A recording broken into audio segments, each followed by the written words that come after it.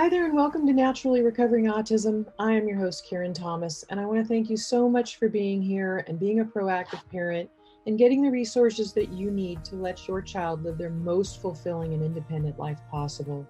When my own son was diagnosed with autism, I was told to drug him and try behavioral therapies, and there was nothing else that we could do for him but manage his symptoms the rest of his life.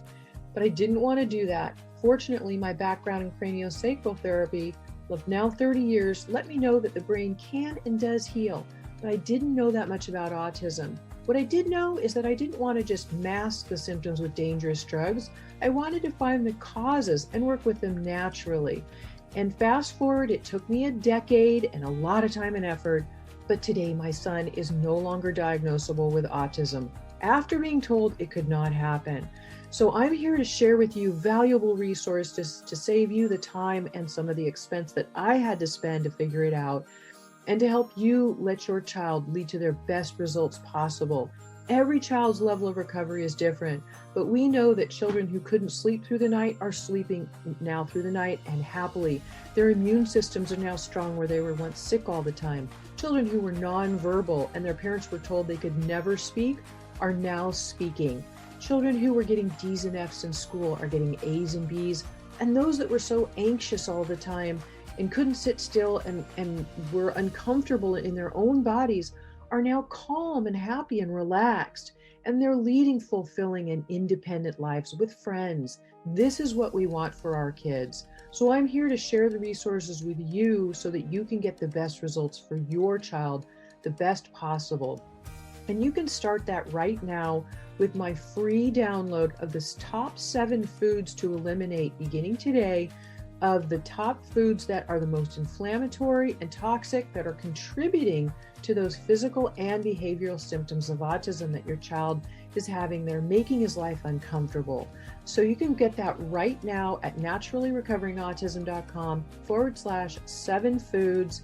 And feel free to share that with anybody you know who would be interested. And I will also link to it in today's show notes. There's, of course, a lot more than diet, but this is something you could start doing today that will begin to reduce those symptoms. And I'm happy to share everything I can with you. So right now, let's dive into today's episode. Today in episode 209, we are talking about how inflammation impacts autism behaviors and some causes and solutions for you as well. Inflammation is a crucial process for our health, but when it becomes chronic, it can lead to a host of health problems. And recent studies have suggested that inflammation may play a role in the development of autism. A study published in the Journal of Neuroinflammation found that children with autism had higher levels of inflammatory markers in their blood than typically developing children did. Cytokines signal the immune system to protect the body from threats like bacteria and allergens and toxins and other harmful microbes and substances. And in this case, they are called pro-inflammatory, creating more inflammation. So they create inflammation as a defense mechanism for the body.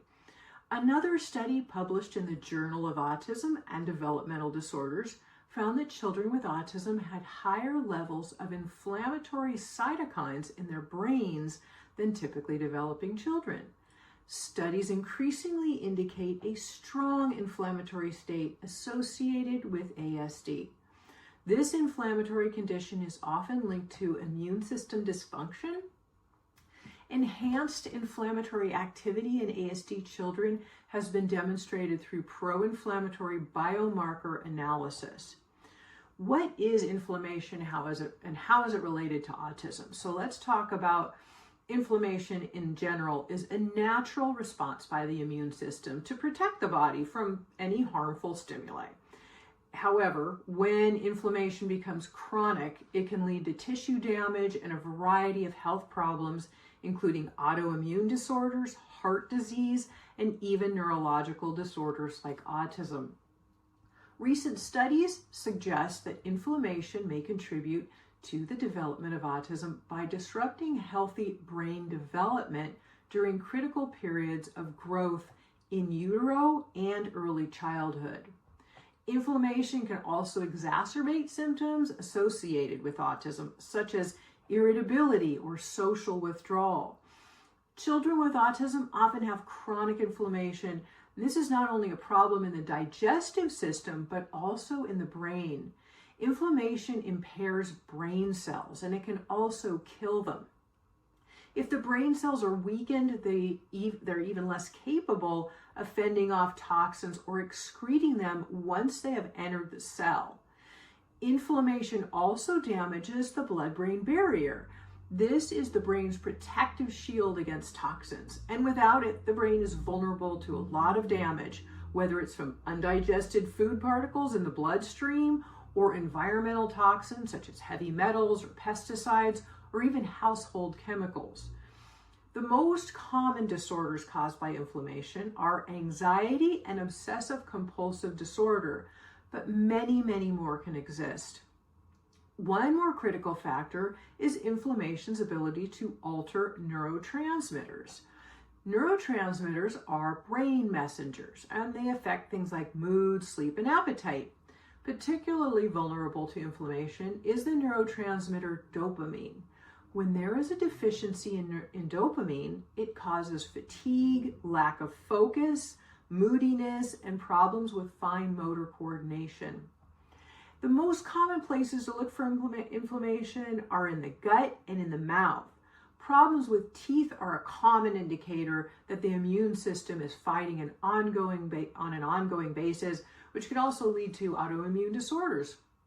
This inflammation in the gut leads directly via the brain, the blood to the brain, and inflammation and chronic disorders of inflammation in the brain. It can be a contributing or be the cause.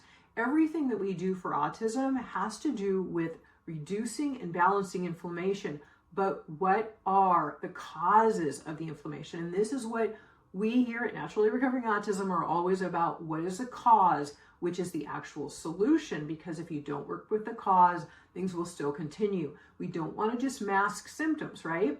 So some of the causes of inflammation include environmental toxins, co-infections and pathogens such as viruses and fungi and candida, parasites, Lyme, mold, inflammatory foods, electromagnetic field radiation, and any other harmful invader. Stress can cause inflammation too. In fact, maternal stress actually increases inflammation in the fetus. BPA, phthalates, and other plastics and detergents and cosmetics and food, among other things that we're exposed to every day, are other triggers for inflammation. Your laundry detergent can be a huge factor that you don't even think about. Many things in the home that we're exposed to daily are things that we don't realize could be toxic if we're not aware of them and educated. Always read your labels for these things as well. In the last 60 years, several 100,000 new chemicals have been introduced.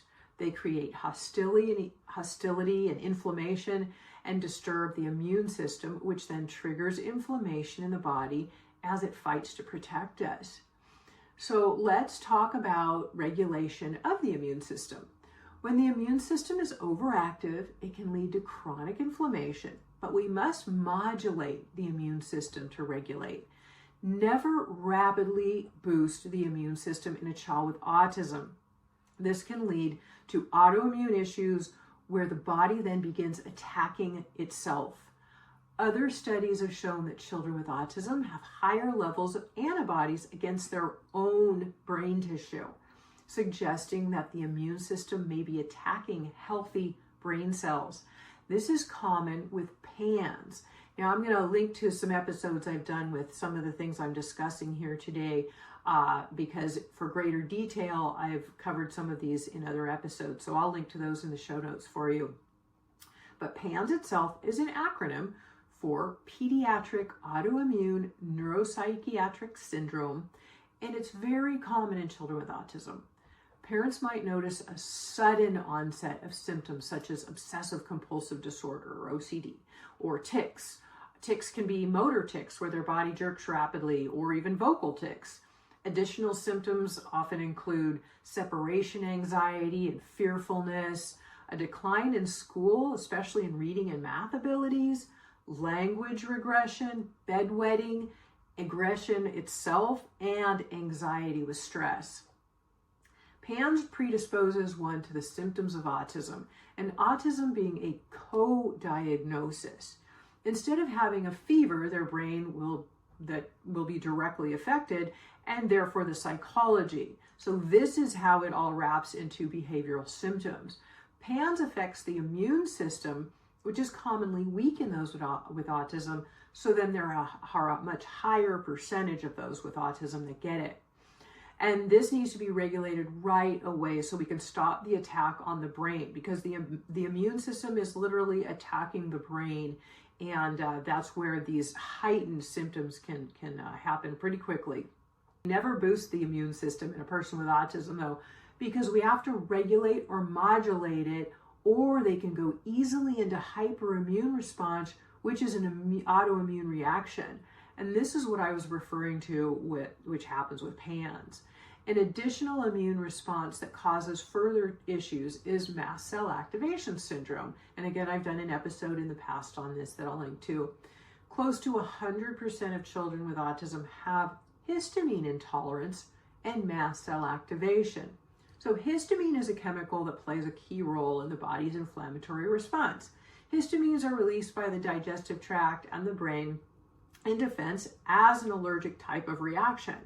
The DAO enzyme helps the body break down excess amounts of histamines, but commonly this enzyme is defective in children with autism. In histamine intolerance, the body is overproducing histamines, and there are too many for the body to break down. So this stress type response is a trigger for mast cell activation, which creates a strong inflammatory response in the body. These findings also suggest that abnormalities in the immune system may contribute to inflammation and other symptoms seen in individuals with autism. Researchers at the UC Davis Mind Institute have found that children with autism spectrum disorder, or ASD, have reduced immune system regulation, as well as shifts in their gut microbiota. Some children with ASD have this decrease in regulatory cytokines, the proteins that regulate immune inflammation, which leaves them more prone to getting inflammation. And this increases inflammation, and it may manifest as GI symptoms, allergies, asthma, or some other form. These are just symptoms that we see that are caused by these underlying triggers. The ASD GI children also had lower levels of protein, TGF-beta1, which is responsible for regulating the immune response. In addition, the group had higher levels of protein zonulin, which regulates cell junctions in the GI tract, influencing gut permeability. We've talked in the past about leaky gut, right? One researcher noted children with ASD with increased inflammation are often those who exhibit the most severe behaviors. This immune activation is not helping these children. It might not be causing autism, we don't know that yet, he says, but it's certainly making things worse. The findings on TGF-beta1 may be the most intriguing.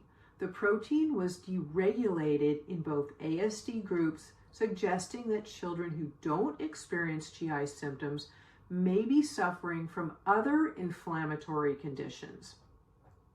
Dysregulated TGF-beta1 is very common in the mold biotoxin illness that I've talked about in various episodes also. There's a chronic inflammatory response that affects multiple systems of the body, including the brain, and it can cause damage to the brain and is often manifested as symptoms of things like chronic fatigue, depression, sleep disorders, cognitive decline, hormonal imbalance, abdominal pain, anxiety, and a lot more. The mold biotoxin illness is very, very common in children with autism, and it comes from an actual genetic defect that doesn't allow, that over 29% of the world population has, it doesn't allow the body to dispel toxins or get rid of them when exposed, so the body just keeps creating more and more inflammation. Scientists who studied the brains of 8 children on the spectrum who had died found that inflammation may be the main driver of autism. Researchers compared the brains of 8 children with the developmental disorder of autism and 8 children without it.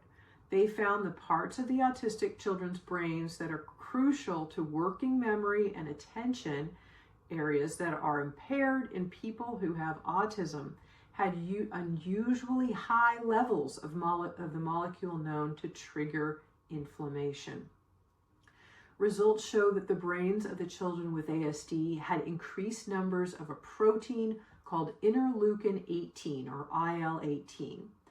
A new study led by Tufts University School of Medicine in Boston, Massachusetts, has found that high numbers of this inflammatory protein are found in the brains of children with autism spectrum disorders. This particularly occurred in the amygdala, the part of the brain that is responsible for detecting fear, and the dorsolateral prefrontal cortex, which is involved in cognitive skills that include working memory, attention, and evaluating rewards. IL-18 is known to bring about serious inflammatory responses, which suggests it may play a role in some inflammatory diseases, particularly of the skin, such as psoriasis. The study goes on to say how they feel anti-inflammatory drugs that target inflammation may be helpful, but I have to wonder why they would only think of targeting the inflammation alone and not working with the causes of it, which would take care of the actual problems creating it. This would only be a minimal and temporary fix to mask symptoms. We know that solutions come from working with the underlying causes of the inflammation. And researchers look at ways of doing this with drugs, but we don't need harmful drugs with negative side effects. We have natural solutions in removing and remedying the causes. Long-term results come from fighting the inflammation with natural resources, with a clean, non-toxic environment, and removing inflammatory foods from the diet while detoxifying the body of the chemicals and toxins that it's loaded with, and alleviating the pathogens and the co-infections that are causing it. We have to work with all of these underlying root causes of the inflammation, and it can be done naturally and safely without drugs that often have negative side effects. I commonly find that parents do not realize the negative impact of many of the foods their child is still eating or toxins in the home environment. Be sure your child's diet is free of inflammatory foods. Start with my free food guide at autismcheatsheet.com, but also reduce high histamine foods as additional triggers. And I'll link to a past episode I did on histamines for you in the show notes, so you know what some of those are, and you can learn more about it. Because some of these foods are actually healthy foods, but they tend to create high histamine, and we don't want any more of that for our kids, especially those sensitive. Testing for gut inflammation. Now, there's a laboratory, a few of them. One, Diagnostics, offers a panel used with your child's stool that can give their inflammation markers along with a lot of other valuable information. The test can also check for IgA antibodies or gluten allergens, parasites, fungus, and more. But I've also talked about many of these tests being unreliable for these. So you could get a positive or a negative test when your child is actually positive. Most alternative practitioners use this laboratory and have these tests on hand, or they can order them. However, many practitioners do not know about all of the underlying issues with autism or how to work with them naturally and effectively. Testing is an expense that can be avoided because we already know children with autism have gut and pathogen issues. Spending your funds on the resources that can help your child get better are a far greater way to go for getting actual results, especially if what you're using is natural and safe. So what do? When researching online, we see captions that say, all you need to do are reduce inflammation or have your child eat more fruit and sleep better, which they likely aren't doing even despite your good efforts. But there is so much more to this that is necessary to do in order to reduce the inflammation. And I can tell you about supplements that help with inflammation, and they are very important, but they're only a piece of the puzzle. If the underlying causes are not also worked with thoroughly and properly, then you will fall short of results regardless of your efforts. Now, also, you want to remember that these are health issues. So your child has underlying pathogens and toxicity and infections that are keeping them sick. You're just seeing them as symptoms of autism or behavioral issues that you can't understand, or cognitive issues or sleep disorders. And these are caused by these underlying issues. We don't want to let this inflammation continue in the body because it's downright dangerous. It is imperative to work with the causes, again, not just symptoms. Causes, again, such as toxins, including things like glyphosate, which is sprayed on a lot of our food crops, and heavy metals and pathogens such as candida and parasites, and co-infections like mold biotoxins, Lyme disease, and autoimmune issues such as PANS. These continually affect the gut and keep it from getting healthy. This means the brain too, since the gut directly affects the brain. And we talked about that leaky gut issue where the undigested food particles are actually able to leak through the intestinal lining into the bloodstream, which tells the immune system to react, and which it does by creating inflammatory markers to fight it off. Now your child has new allergens and has more inflammation in the body, and that also means inflammation in the brain. You might be doing a lot of really, really great work for your child with diet, which is, of course, very, very important. And it's stage one, but these underlying root causes must all be worked with. There's obviously a lot to this, and I would love to be able to get it all to you in one episode, or even a few for that matter. But the best way I can walk you through all 4 stages for optimum results is by asking you to watch my free webinar, where I'll walk you through everything in more detail. I cover all of the things I've mentioned here today of the pathogens and co-infections, and talking about diet and the gut. So you'll learn all of the 4 stages. I also realize that you need help, because support on this journey is so important, and this is all a lot. It has to be. It's life-changing, but it is so worth it. So in the webinar, you'll learn how I guide parents through every step of the way and how I can help you too. So please watch it now. The direct link is naturallyrecoveringautism.com/free workshop. And there are no spaces between free and workshops. It's just free workshop. In case you're at work or driving while listening to this, I'll also, of course, link to it in the show notes for you at naturallyrecoveringautism.com/209. So just remember, this is episode 209. I hope this has been helpful for you. My mission is to help 1 million parents of children with autism bring every child to their happiest, healthiest life, and to live to their full potential. It is possible, and I know because I have done it with my own son, even when I was told it wasn't possible. So it is possible, and I have taught my framework to over 25,000 parents worldwide now, and I've seen tremendous success from it where they had never seen success before. So thank you so much again for being here and for what you're doing for your child, because you literally are the key to your child's success. If you found this episode helpful, please leave a review and remember to subscribe, and please tell at least one friend. Thanks again so much for being here and for what you're doing for your child. I appreciate it as much as they do, and I look forward to seeing you next time. Take care.